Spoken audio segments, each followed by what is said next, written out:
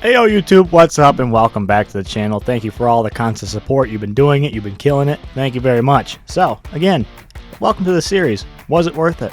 This is a simple series. I cover games that I've recently platinumed.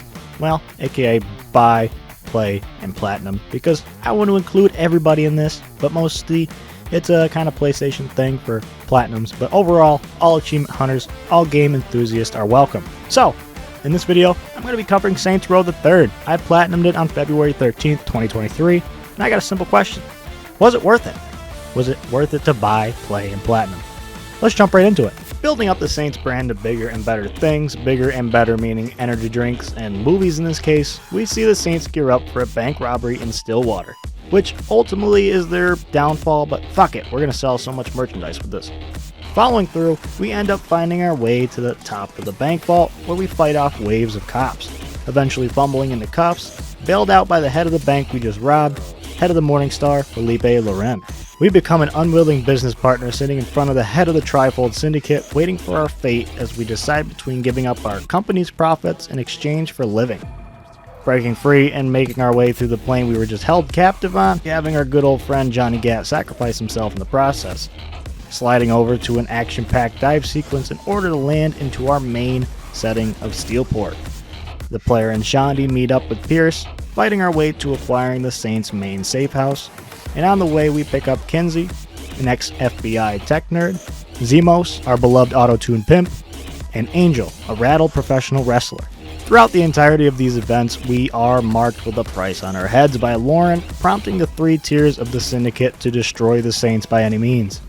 Those three tiers consist of the Morningstar, led by Loren, and twins Kiki and Viola, the Deckers, led by Matt Miller, a group of hackers controlling nefarious and dastardly deeds on the internet with high-tech weaponry at their disposal, and the Luchadores, led by Killbane, controlling the 3-count casino and who ultimately becomes the big badass we're sworn to rid off this planet later on. We see our heroes, Shandi, Pierce, and the player invade Loren's stronghold, killing him and rescuing Oleg, who also becomes one of our trusted heroes. He's been used by the Syndicate to create clones of his big ass for, well, let's face it, it's for an ultimate brute army that will allow them to control everything. Pretty simple, moving forward. After the death of Loren, Killbane scoots his way into the leader role of the Syndicate, which ends up leading to him killing Kiki due to some disagreements. Unfortunate for her, good for us, because Viola then defects to the Saints. With the Morningstar out of the way, we see ourselves still needing to take out Matt and Killbane. And this time, this dude shows up. Cyrus Temple, leader of Stag, which is an anti-gang unit that, well, let's face it, just really hates the Saints. But before we decide he's worth any of our time, we fly into the virtual world and kick Matt's ass, with Kinsey's big-time help navigating us through the whole situation. I love you, Kinsey. With the Deckers gone, we just have the Luchadores to rid from Steelport. Fighting him at his own game, a little bit of extreme wrestling, we embarrass him, causing Killbane to go ham on the city. Then boom, it's choice time. Cyrus has kidnapped our friends out of nowhere and we must save them. Letting Killbane go in the process, but hey, everyone we've come to love stays alive, even you, Burt Reynolds. Or we pursue Killbane, killing him, letting Cyrus kill all of our friends, which prompts us to kill Cyrus. With Pierce by our side, you declare Steelport as a Saints nation. The first choice being the canon way to do things, but hey, it's up to you to choose how you want to play it. Saints Row the 3rd was released on November 15th, 2011, and was remastered for the next generations of consoles on May 22nd, 2020. I played through the PS5's remastered version, which was definitely, something. But more on that later. Saints Row the 3rd can be found on the PlayStation Store for $40. When I acquired this, it was actually free on PlayStation Plus with the top tiers, but was recently removed along with a few other games, so from this point forward, that $40 price tag will be the barrier to entry. Deep Silver takes the role of developer in this case, with THQ joining its side in the publishing portion. So as stated before, I have Platinum Saints Row 3, and it took me approximately 36 hours. 30 hours of that game time is needed for one of the trophies, and overall there's a hefty amount of shit to tackle, which ultimately will become like the trend in these following Saints Row games, so be on the lookout for that. Taking a look into the deep archive of PSN profiles, you see here that Saints Row the 3rd comes in at... Wait. That can't be right.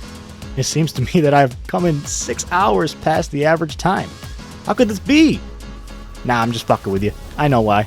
That challenge can go fuck itself. Now let's take a look at how we can split this trophy list up into 5 common categories of trophy types I like to use. So for story, we have a total of 15 total trophies. For difficulty, we have 0. Get that shit out of here. For collectible, we have a total of 7 trophies. For multiplayer, 0, so get that shit out of here. And finally, we have the rest. For Saints Row 3, we see the player having to finish the story and do it in different ways, finding the entirety of Steelport's sex dolls, photo ops, money pallets, and drugs, doubling down on gender equality, and finally going through all these goddamn challenges and completing every single one. Some offer trophies, but in order to platinum, you need to finish 100% of them.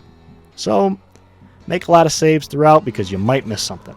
PSN Profiles dishes out a 3 out of 10 for Saints Row the 3rd, and I'm going to be a little mixed on this one, guys, when it comes to the platinum difficulty run.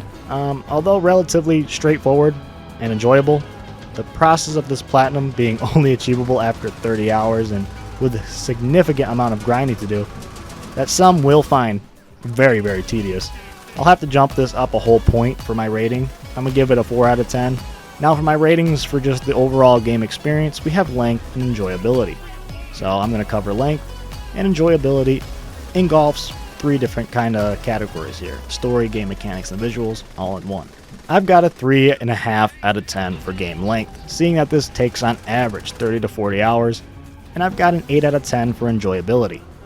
The remastered version actually looked pretty damn good with many changes and details compared to the original, and with the over-the-shoulder weapon wheel gameplay, plenty of goofy weapons, very satisfying firearms, and very great overall upgrades and player upgrades, whether it comes to weapon, your speed, your allies, whatever it is, you can do a lot. I can say that for the game mechanics across the board, it is very, very enjoyable. And also when it comes to vehicles, surprisingly, they were very fun. Fully decking out one of the fastest cars in the game, I just started drifting everywhere I went. It was a good time. The open world has a lot to offer with countless activities, collectibles, properties to buy, and safe houses to upgrade. Now as for the overall story, I'm gonna be honest, it's not bad at all by any means, but it's just not notable.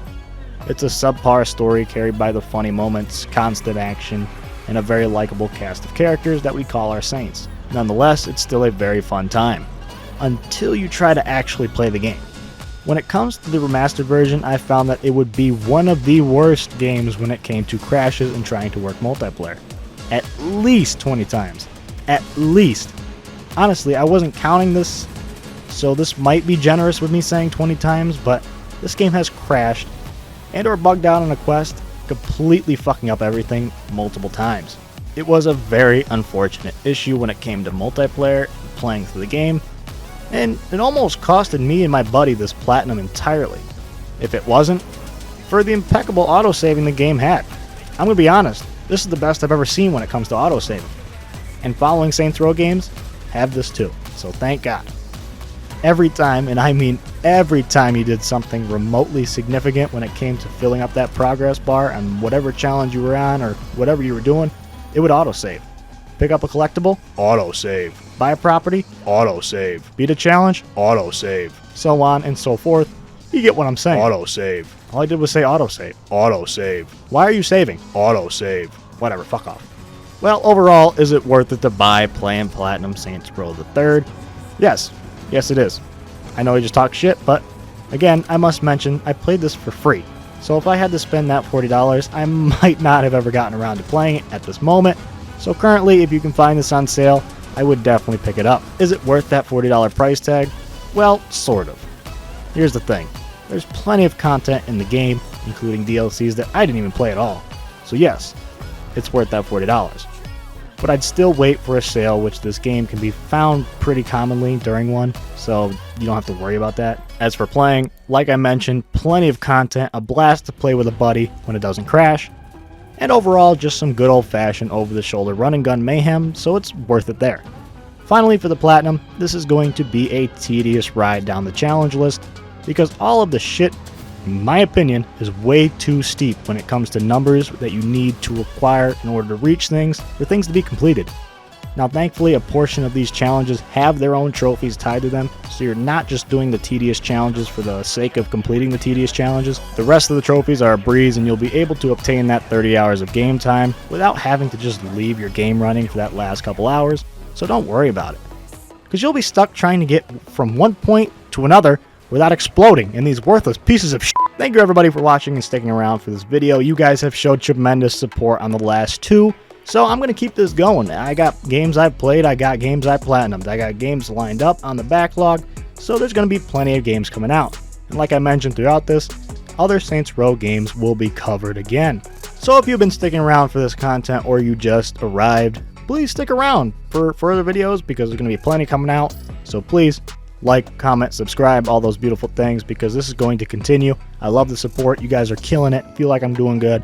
We're vibing. We're smoothing. We're fucking jumping on the leaderboards. We're getting up there. Like, let's go. Journey to 100 subscribers. Let's do it.